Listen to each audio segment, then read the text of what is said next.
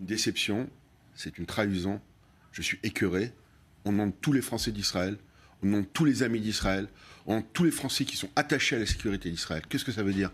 Ça veut dire qu'aujourd'hui, dans le salon Eurosatori auquel je me rends depuis que je suis parlementaire député, les forces de défense israéliennes, les industries de technologie israélienne ne seront pas présentes.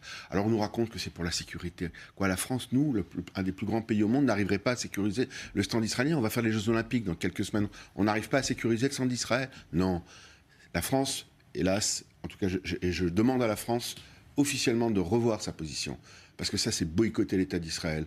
On commence à boycotter les instrus de défense, après on va boycotter les avocats, les oranges. Alors que, qu'est-ce que dit la France en permanence? J'ai échangé avec le ministre de la Défense, Sébastien Lecornu, par texto. Nous devons vous parler. Je dois rencontrer le ministre israélien dès ce soir, M. Gallant. Je demande à la France de changer sa position. C'est une question d'éthique, c'est une question de morale. Nous sommes des amis, des alliés. La France a toujours dit Israël a le droit de se défendre. Et là, on interdirait aux industries de défense israéliennes d'être. C'est pas grave. Israël, avec ou non ce salon, gagnera cette guerre et exportera sa technologie qui est partout dans le monde. Mais quelle déception! Quelle déception du gouvernement français, quelle déception d'Emmanuel Macron, parce que cette décision n'a pas pu arriver sans l'accord du président de la République, que je connais, qui a montré à plusieurs reprises qu'il était un ami d'Israël, mais là, le Rubicon a été dépassé. Déception et une part d'hypocrisie peut-être, vous direz, parce qu'on sait que la France est quand même un bon client d'Israël dans certains domaines de technologie, de cyberdéfense et d'armement.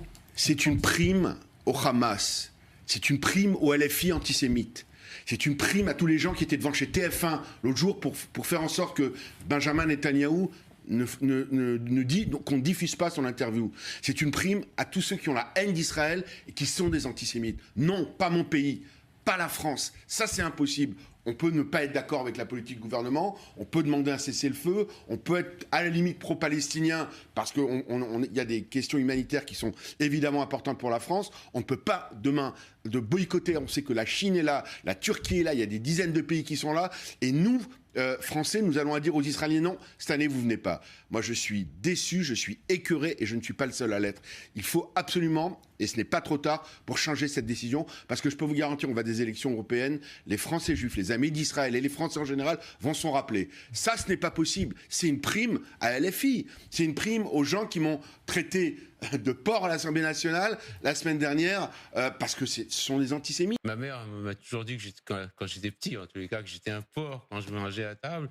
Et ils sont très affectueux et on peut les apprivoiser.